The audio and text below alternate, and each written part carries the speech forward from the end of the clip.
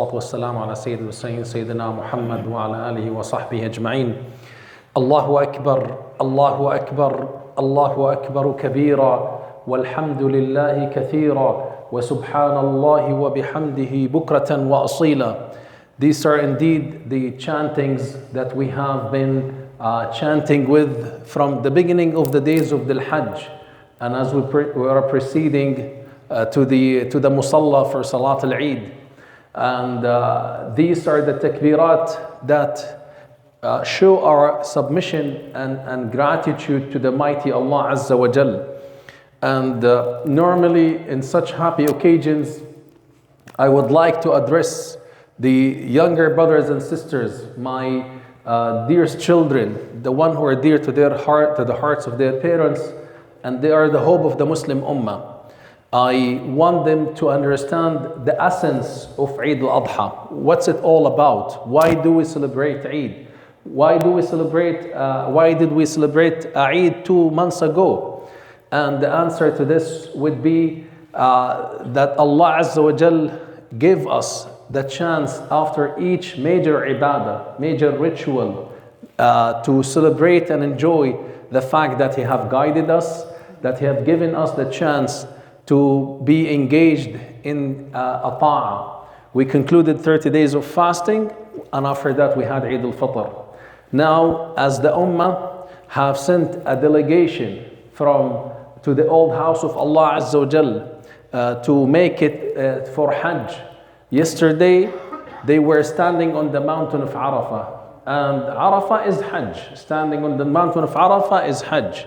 The congregants were standing on the mountain. They were waiting for the rahmat of Allah Azza wa Jal, and as the Prophet sallallahu alaihi wasallam indicated, that Allah Azza wa Jal will be granting the forgiveness to those who are standing on the Arafah and to those who are standing somewhere else observing the day of Arafah. Allahu Akbar kabira walhamdulillahi kathira wa subhanallahi wa bihamdihi bukratan wa asila. For us who were not standing on the mountain of Arafah, we fasted. We fasted Arafah to those who are able to fast, so that Allah will forgive the sins of the year have passed and the year to come. So you could see that we were from the beginning of the days of Hajj, from the beginning of Dhul Hijjah month, where we're engaged in so much ta'at and ibadat. We were doing a lot of ibadat, Quran recitation, doing sadaqat, doing dhikr, takbir, tahmeed, tahleel, to Allah Azza wa Jal, trying to be from those who show their submission to the mighty Allah Azza wa Jal.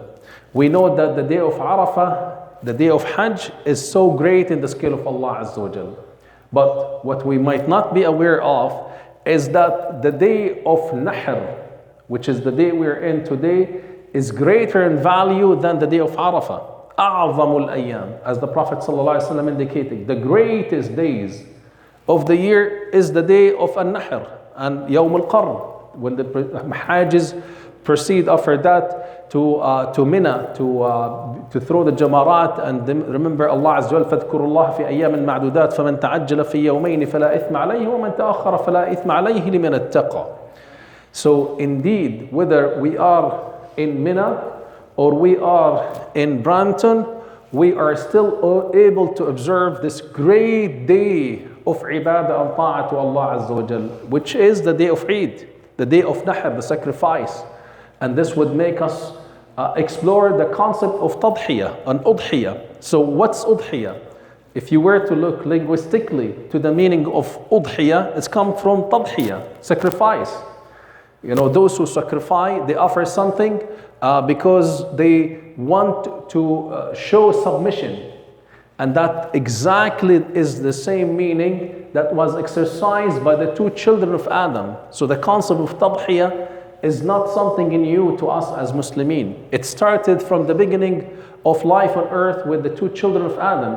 إِذْ قَرَّبَا قُرْبَانًا فَتُقُبِّلَ مِنْ أَحَدِهِمَا وَلَمْ يَتَقَبَّلَ مِنَ الْآخَرِ. When they offered both qurbani, offered something to Allah Azza wa Jal, Allah accepted the first and rejected the second. And then Allah explained to us why He accepted the first and rejected the second is إِنَّمَا يَتَقَبَّلُ اللَّهُ مِنَ الْمُتَّقِينَ. Allah accepts from those who are muttaqeen. And you will see that this is the concept of our deen. the bulk of the ibadat we do in our life are based on the taqwa to Allah Azza wa Jal, the submission. كتب عليكم الصيام لعلكم تتقون. And now we do Hajj لعلكم تتقون. And the same is to be said when we offer our udhiyah. This concept of udhiyah or sacrifice was also exercised by Ibrahim alayhi salam, the one whom Allah Azza wa Jal have taken as a Khalil. When he said to his own son Ismail, the one who have waited for a long time, he said, Ya bunayya, inni ara fil manami anni adbahuka. Oh my son, I am seeing in the dream that I am slaughtering you. And the ru'ya of Anbiya is unlike the ru'ya of others. So if you had a dream, for whatever reason, these are not necessarily a ru'ya. But the prophets of Allah Azza wa Jal, their dreams are ru'ya, they're true. So he conveyed that message to Ismail alayhi salam. And then Ismail alayhi salam responded to him, Ya abati, if'al ma tu'mar, satajiduni insha'Allahu min as-sabirin.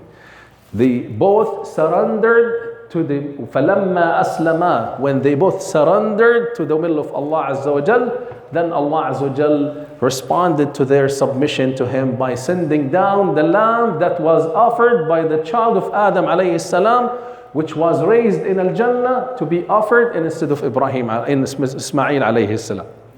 Allahu Akbar kabira, walhamdulillahi kathira, wa subhanallahi wa bihamdihi bukratan wa asila. That's why the sunnah of the Prophet sallallahu alayhi wasallam is not just to offer an udhiyah, to offer the best of what we have, so that we are able to show Allah, like the children of Adam, that Ya Rabbi, we're giving the best of what we have.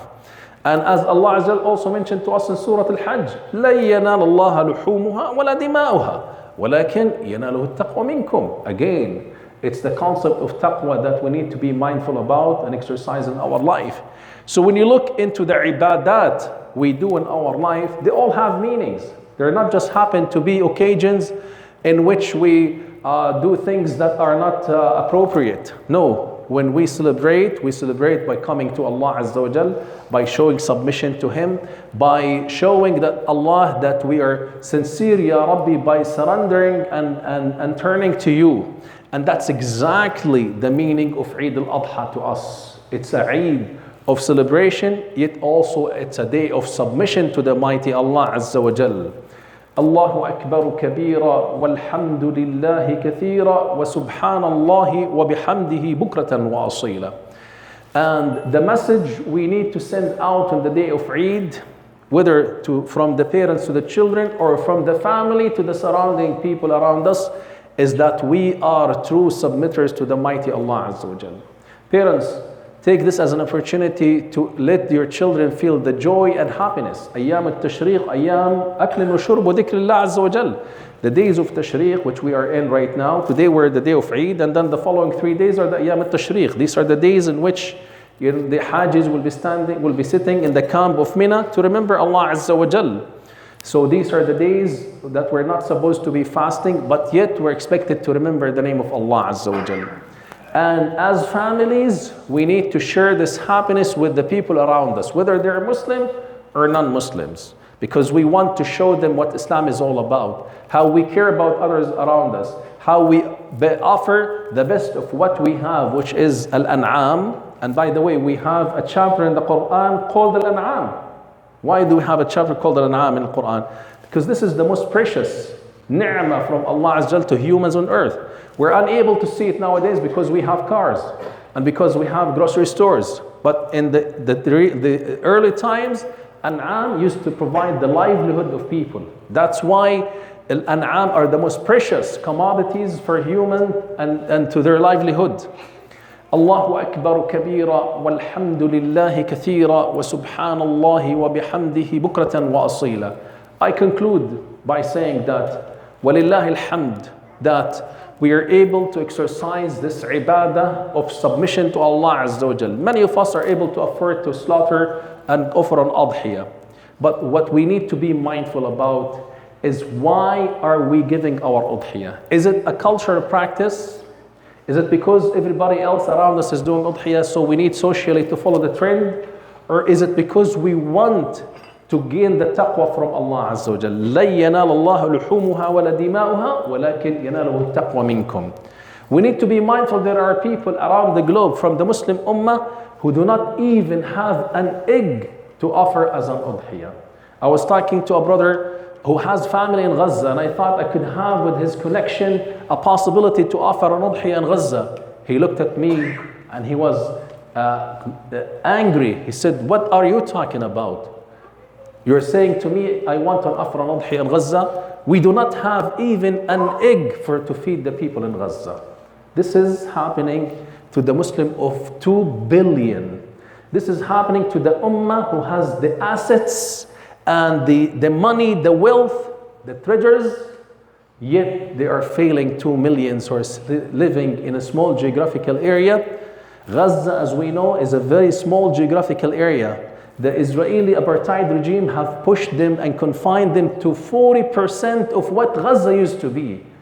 So imagine what they are living in Gaza, in a very small geographical area with the lack of food. Starvation is still happening in Gaza. Killing is still happening in Gaza. No medications, no abilities to live a decent life. We have brothers in Kashmir, we have brothers in other parts of the world, in Yemen, in Lebanon. May Allah Azza wa Jal have rahmah on the Muslim Ummah as we're offering our udhiyah and we sacrifice. Let's be mindful of the rest of the Muslim Ummah, and if we're able to alleviate their suffering, be it, because that's the real concept of offering to the mighty Allah Azza wa Jal. Jazakumullah khairan. May Allah Azza wa Jal make this Eid a blessed Eid for us. Let's share the happiness despite of how difficult the conditions of the Muslim Ummah is, because we want to plant this happiness in the hearts and the minds of our children, because they are the ones who will be carrying the banner of Islam. Wa jazakumullah khairan. Assalamu alaikum wa rahmatullahi.